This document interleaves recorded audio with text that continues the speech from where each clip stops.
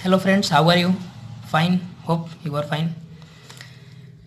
Polity का ये हमारा वीडियो 2 होगा। हम वीडियो 1 पढ़ चुके हैं जिसमें हम लोग फंडामेंटल राइट्स पढ़ रहे थे। दोस्तों, कंपटीशन अकादमी में आपका हार्दिक स्वागत है। आप लोग हमारे चैनल पर आइए।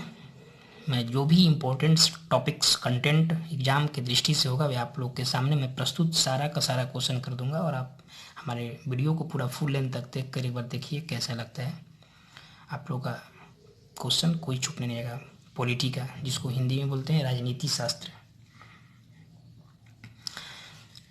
दोस्तों, पॉलिटी है बहुत ही इम्पोर्टेंट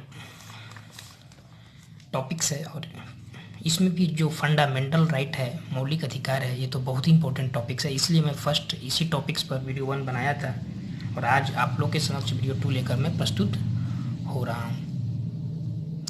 तो विदाउट डिले हम लोग अपने टॉपिक पर चलते हैं। मौलिक अधिकार। दोस्तों, मैं मौलिक अधिकार में आपको 6 टाइप बताया था, जिसमें पहला डिस्कस हो गया था।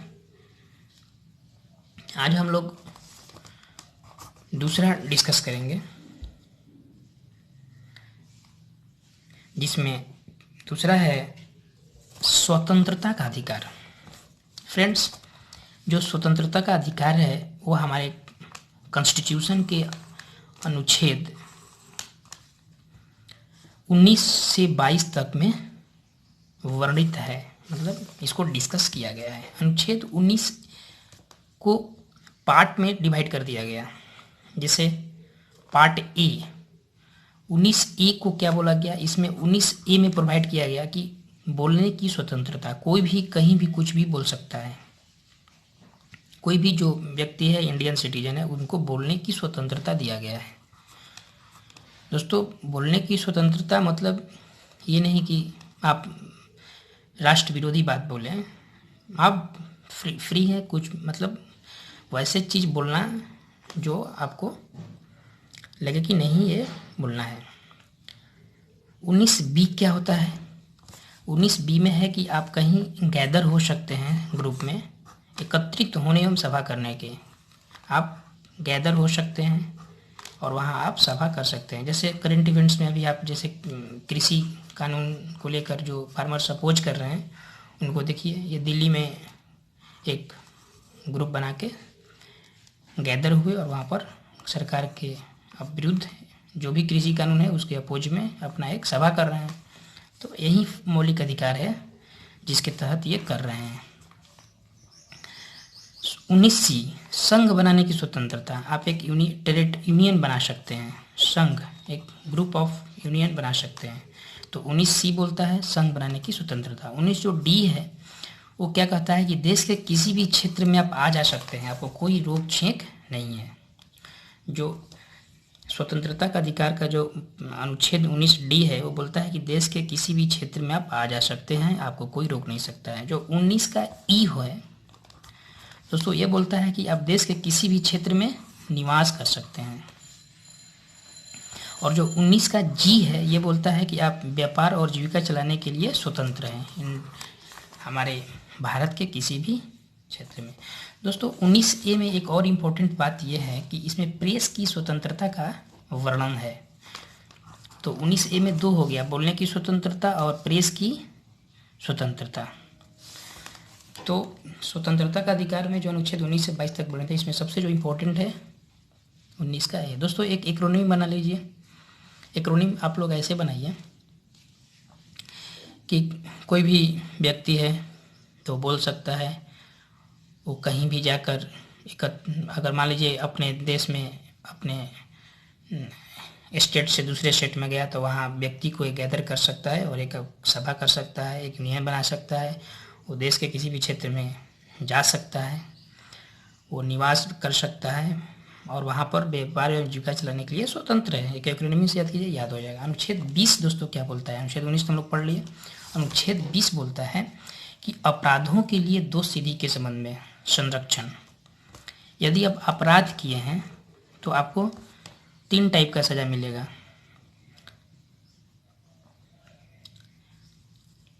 जिसे अगर आप एक अपराध किए हैं तो आपको एक ही बार सज़ा मिलेगा। कानून अपराध के समय जो आप अपराध किए हैं और उस अपराध के समय जो भी कानून है उसी कानून के तहत आपको सज़ा मिलेगा, और स्वयं के विरुद्ध न्यायालय में गवाही देने के लिए बाध्य नहीं किया जाएगा।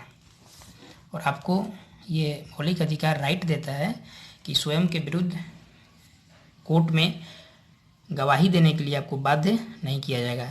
You are not compelled to add self in court for witness.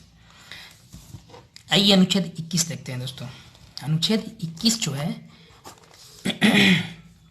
प्राण एवं दैहिक स्वतंत्रता का संरक्षण है। ये दोस्तों इंपॉर्टेंट है, प्राण एवं दैहिक स्वतंत्रता का संरक्षण। इसमें क्या है कि व्यक्ति को विधि द्वारा स्थापित की प्रक्रिया के अतिरिक्त उसके जीवन और व्यक्तिगत स्वतंत्रता के अधिकार से वंचित नहीं किया जा सकता है, अनुच्छेद 21 बोलता है। अनुच्छेद 21 का जो क है वो क्या बोलता है कि राज्य 6 से 14 वर्ष के आयु के बीच को बच्चे जो हैं उनको निःशुल्क अनिवार्य शिक्षा उपलब्ध करवाएगा। ये किस संशोधन, कॉन्स्टिट्यूशन का जो 86वां संशोधन 2002 हुआ उसमें ये बताया गया। अनुच्छेद 22 में क्या है कि गिरफ्तारी और निरोध में संरक्षण। मनमाने ढंग से हिरासत में लेने पर 3 प्रकार की स्वतंत्रता दी गई। मान लीजिए कोई आपको गिरफ्तार कर लिया बिना विदाउट कारण, तो अनुच्छेद 22 आपको उसमें ये डिस्कस करता है कि गिरफ्तारी और निरोध में संरक्षण। तो यदि कोई हिरासत लेता है तो उसे पूछा जाता है, कोर्ट उससे क्या क्या पूछती है। पहला क्वेश्चन पूछती है कि हिरासत में लेने का कारण बताना होगा कि आपने क्यों हिरासत में लिया। मान लीजिए किसी को आप बताए नहीं और आप उसको हिरासत में ले लिए, तो कारण तो बताइएगा ना कि किस कारण से आपने उसको हिरासत में ले लिया, कोर्ट पूछेगी। दूसरा इसमें क्या है कि आपको 24 घंटे के अंदर उसे दंडाधिकारी के पास पेश करना होगा। 24 घंटे के अंदर, within 24 hours you have to presence of that person in front of दंडाधिकारी, मतलब जज के सामने 24 घंटे के अंदर उसको पेश करना होगा। तीसरा क्या बोलता है कि उसके पसंद के वकील से सलाह लेने का अधिकार होगा। वो जो व्यक्ति को आपने गिरफ्तार किया है वो अपने पसंद के व्यक्ति का जो भी उसका जो वकील है, जो उसको लगता है कि नहीं ये हमारे पसंद के हैं, वो सलाह लेने के लिए उसका अधिकार है। दोस्तों मैं यहाँ पर डिस्कस किया निवारक निरोध। ये अनुच्छेद 22 के खंड 3, 4, 5 और 6 में तत्व संबंधी प्रावधान का उल्लेख है। निवारक निरोध कानून क्या होता है? किसी व्यक्ति को अपराध करने के पूर्व ही गिरफ्तार किया जाता है। निवारक निरोध कानून में कि मान लीजिए व्यक्ति अपराध नहीं किया बट उसको पहले ही गिरफ्तार कर लिया गया। इसमें उसको क्यों गिरफ्तार ऐसे किया गया?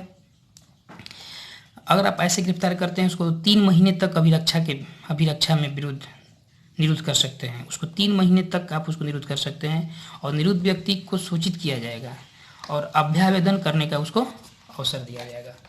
नेक्स्ट में दोस्तों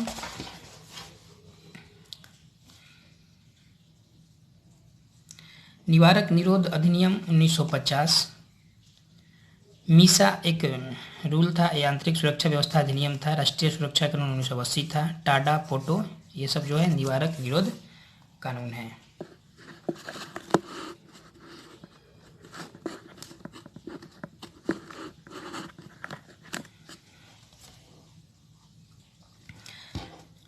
दोस्तों यदि अभी तक आप हमारे चैनल को सब्सक्राइब नहीं किए होंगे तो सब्सक्राइब करके एक लाइक से बटन दे दें और अपने दोस्तों के बीच में वीडियो अच्छा लगता है तो शेयर करें। ये सब जो इम्पोर्टेंट वीडियो है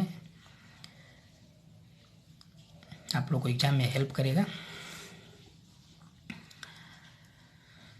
तीसरा है शोषण के विरुद्ध अधिकार। दोस्तों इसको वर्णन जो किया गया अनुच्छेद 23 से 24। अनुच्छेद 23 क्या बोलता है कि मानव के दुर्व्यापार और बलात् श्रम का निषेध। अनुच्छेद 24 क्या बोलता है? बालकों का नियोजन का प्रतिशोध। बालक को आप 14 वर्ष से जो कम एज का बालक है उसको कहीं भी आप नियोजित नहीं कर सकते हैं। चौथा क्या है? धार्मिक स्वतंत्रता का अधिकार। अनुच्छेद 25 से 28 में इसको वर्णन किया गया है। अनुच्छेद 25 क्या बोलता है? अंतःकरण की और धर्म के अबाध रूप से मानने, आचरण और प्रसार करने की स्वतंत्रता। अनुच्छेद 25 बोलता है कि आप धर्म को अबाध रूप से, कोई विघ्न नहीं है, आप उसको मान सकते हैं, उसके व्यवहार में ला सकते हैं, उसका आप प्रसार करने की स्वतंत्रता है। अनुच्छेद 26 बोलता है कि धार्मिक जो कार्य हैं, जो रिलीजियस वर्क्स हैं, उसको आप मैनेज कर सकते हैं, प्रबंध करने की स्वतंत्रता। अनुच्छेद 27 बोलता है कि व्यक्ति कर नहीं देगा यदि उसकी आय अटैच है धार्मिक संप्रदाय की उन्नति और पोषण से। यदि लगता है कि जो व्यक्ति का इनकम है वो अटैचमेंट है धार्मिक संप्रदाय की उन्नति और पोषण करने से, तो वो कर नहीं देगा। अनुच्छेद 27 बोलता है। अनुच्छेद 28 क्या बोलता है कि राज्य विधि से पूर्णतः पोषित किसी शिक्षा संस्था में कोई धार्मिक शिक्षा नहीं दी जाएगी। यदि राज्य विधि से कोई पूर्णतः पोषित है संस्था है तो वहाँ पर धार्मिक शिक्षा नहीं दी जाएगी। अब ये नहीं कि वहाँ पर इस्लाम धर्म, हिंदू धर्म, ईसाई धर्म, बौद्ध धर्म का शिक्षा दिया जाएगा, नहीं, कोई ऐसा शिक्षा नहीं दिया जाएगा। उसके लिए आप अलग से प्रोविज़न है, हमारे कॉन्स्टिट्यूशन ने वो अलग से प्रोविज़न कर रखा है उसको। पांचवा है दोस्तों संस्कृति एवं शिक्षा का अधिकार, ये बहुत इंपॉर्टेंट अनुच्छेद 29 से 30 में इसको डिस्कस किया गया है। अनुच्छेद 29 क्या बोलता है कि जो माइनॉरिटी क्लास है वो उनके हितों का संरक्षण करना है। माइनॉरिटी क्लास में उनका जो लैंग्वेज है, जो कास्ट है, जो रिलीजन है, वो संस्कृति के आधार पर सरकारी शैक्षणिक संस्था में प्रवेश नहीं रोका जाएगा। अल्पसंख्यक वर्गों को हितों का यहाँ पर संरक्षण बोलता है अनुच्छेद 29। अब ये नहीं कि वो बौद्ध है, मुस्लिम है तो उसको किसी भी शैक्षणिक संस्था में एडमिशन नहीं देना है। यदि ऐसा होता है तो वो इस अनुच्छेद 29 के तहत कोर्ट जा सकता है और वो क्लेम कर सकता है। अनुच्छेद 30 शिक्षा संस्थानों की स्थापना। अनुच्छेद 30 में क्या डिस्कस किया गया कि शिक्षा संस्थानों की स्थापना प्रशासन करने का माइनॉरिटी अपनी क्लास का अधिकार है। अपनी पसंद का शैक्षणिक संस्था वो चला सकता है। अनुच्छेद 30 देखिए, अनुच्छेद 30 में क्या बोला गया कि शिक्षा संस्थानों की वो इस्टेब्लिशमेंट कर सकते हैं, एडमिनिस्ट्रेशन करने का माइनॉरिटी क्लास का राइट है और वो अपनी पसंद का शैक्षणिक संस्था चला सकते हैं। ये जो अनुच्छेद 30 है उसमें ये डिस्कस है और ये वर्णित है।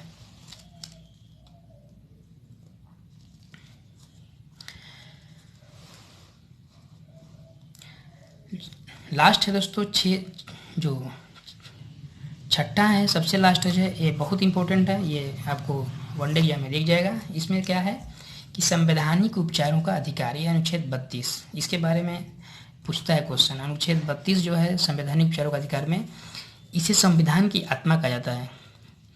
संवैधानिक उपचारों का जो अधिकार है वो संविधान की आत्मा कहा जाता है। डॉक्टर भीमराव अम्बेडकर ने इन्हें बोला मौलिक अधिकारों का। मौलिक अधिकारों को परिवर्तित कराने के लिए समुचित कार्यवाहियों द्वारा सुप्रीम कोर्ट में आवेदन करने का अधिकार है।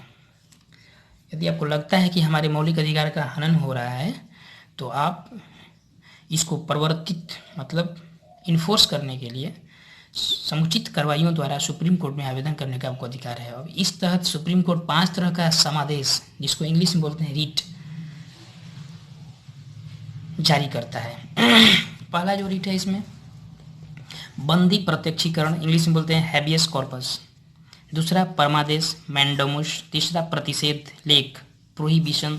चौथा उत्प्रेषण सर्ट्यूरी बोलते हैं। और पांचवा अधिकार परीक्षा लेख को वारंटो बोलते हैं। दोस्तों ये 5 प्रकार का जो रीट है बहुत इंपॉर्टेंट रीट है, इससे क्वेश्चन आपको दिखेंगे एग्जाम में। अब आइए समझते हैं कि जो 5 प्रकार का जो रीट है वो क्या है, कैसे है। जो बंदी प्रत्यक्षीकरण है हैबियस कॉर्पस में, इसको कैसे समझेंगे कि ये पांचों का जो डिफरेंट फॉर्म्स है, जो एस्पेक्ट्स है, इसको कैसे समझेंगे। तो इसको ऐसे समझेंगे, देखिए जो हैबियस कॉर्पस है,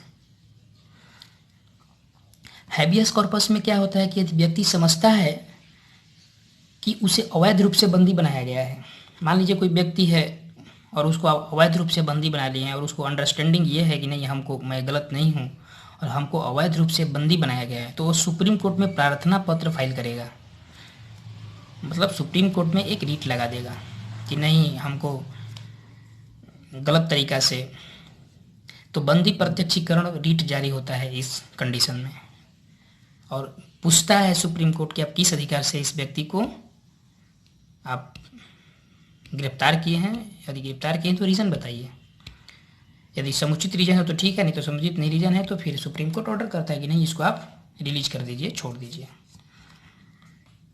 तो हैबियस कॉर्पस समझने का सबसे बेस्ट इंपॉर्टेंट पॉइंट यही है कि यदि कोई समझता है कि हमें अवैध रूप से मतलब इलीगल तरीक़ा से बंदी बना लिया गया है तो सुप्रीम कोर्ट में प्रार्थना पत्र फाइल करेगा, सुप्रीम कोर्ट फिर आगे की कार्रवाई करेगा। दूसरा है परमादेश मैंडोमुस। दोस्तों इसमें क्या होता है कि यह उस समय जारी किया जाता है जब कोई पदाधिकारी अपने सार्वजनिक कर्तव्य का, मान लीजिए वो सार्वजनिक ड्यूटी है उसका का निर्वाह नहीं कर रहा है, तो परमादेश जारी किया जाता है। सुप्रीम कोर्ट परमादेश जारी करता है कि आप अपना सार्वजनिक ड्यूटी नहीं कर रहे हैं, इसका कारण बताइए। तो मैंडमस में यही होता है कि जब कोई पदाधिकारी अपना सार्वजनिक कर्तव्य निर्वाह नहीं करता है तो सुप्रीम कोर्ट जो है उसको मैंडोमस परमादेश इशू करता है, रिट को जारी करता है। तीसरा है दोस्तों प्रतिषेध लेख। प्रतिषेध लेख माने मतलब प्रोहिबिशन। एक सुप्रीम कोर्ट एक आज्ञा पत्र इशू करता है हाई कोर्ट को। किसको किसको आज्ञा पत्र इशू करेगा? प्रतिषेध लेख के बारे में डिस्कस हो रहा है दोस्तों। प्रतिषेध लेख जिसको इंग्लिश में बोलते हैं प्रोहिबिशन, जो सुप्रीम कोर्ट है एक आज्ञा पत्र इशू करता है हाई कोर्ट को, निम्न न्यायालयों को और अर्ध न्यायिक न्यायाधिकरणों को जारी करते हुए ये आदेश देता है कि यहाँ कार्रवाई न करें, अपने यहाँ कार्रवाई न करें, यह मामला उनके अधिकार क्षेत्र के बाहर है। इसको बोलते हैं प्रतिषेध लेख, इंग्लिश में बोलते हैं प्रोहिबिशन। सुप्रीम कोर्ट एक आज्ञा पत्र इशू करता है हाई कोर्ट को, निम्न न्यायालयों को, अर्ध न्यायिक न्यायालयों को और न्यायाधिकरणों को जारी करते हुए आदेश देता है कि आप अपने यहाँ इसको न करें, यह मामला आपके अधिकार क्षेत्र के बाहर है। चौथा है दोस्तों सर्टियोररी। सर्टियोररी में क्या होता है कि जो अधीनस्थ न्यायालयों को निर्देश दिया जाता है कि आपके पास जो लंबित मुकदमे हैं उसको न्याय निर्णयन के लिए वरिष्ठतम न्यायालय को भेजें। सर्टियोररी जब सुप्रीम कोर्ट जारी करता है तो उसमें यह साफ लिखा रहता है अधीनस्थ न्यायालयों को यह इशू होता है, ये कोर्ट को इशू होता है। कोर्ट को इशू होता है तो कोर्ट को बताया जाता है कि ये मुकदमा जो आपके पास लंबित है, आप न्याय निर्णयन के लिए उसको जो आपसे सुपीरियर है उसको भेजिए। मान लीजिए अगर वो सेशन कोर्ट में है, डिस्ट्रिक्ट कोर्ट में है, तो आप उसको हाई कोर्ट को भेजिए। इस प्रकार से इसको तो सुप्रीम कोर्ट सर्टियोररी इशू करता है। उत्प्रेषण हिंदी में बोलते हैं। ये अधीनस्थ न्यायालय को निर्देश दिया जाता है कि अपने पास लंबित मुकदमों के न्याय निर्णय के लिए आप वरिष्ठतम न्यायालय को भेजें। पांचवा दोस्तों को वारंटो। क्वेश्चन में आपको अधिकार परीक्षा लेख को वारंटो पढ़ने से ही आधा चीज क्लियर हो जाता है कि मान लीजिए कोई पदाधिकारी है, उसे कार्य करने का वैधानिक रूप से अधिकार नहीं है। कोई अफसर है, उसको कार्य करने का वैधानिक रूप से अधिकार नहीं है और वो कार्य करने लगा, तो सुप्रीम कोर्ट को वारंटो इशू करता है और पूछता है कि आप किस अधिकार से ये कार्य कर रहे हैं। यदि वो संतोषजनक उत्तर नहीं देता है तो उस पर कार्रवाई होगा। तो सुप्रीम कोर्ट इस केस में को वारंटो अधिकार परीक्षा लेख रिट जारी करता है। दोस्तों आपको ये वीडियो कैसे लगा कमेंट करके जरूर बताइए और मैं नेक्स्ट वीडियो आप लोग के समक्ष लाऊंगा। थोड़ा जल्दी ही लाऊंगा और दोस्तों वीडियो को शेयर ज़रूर कर दें और एक लाइक्स दे दें। इसके साथ ही thank you for watching this. Good day.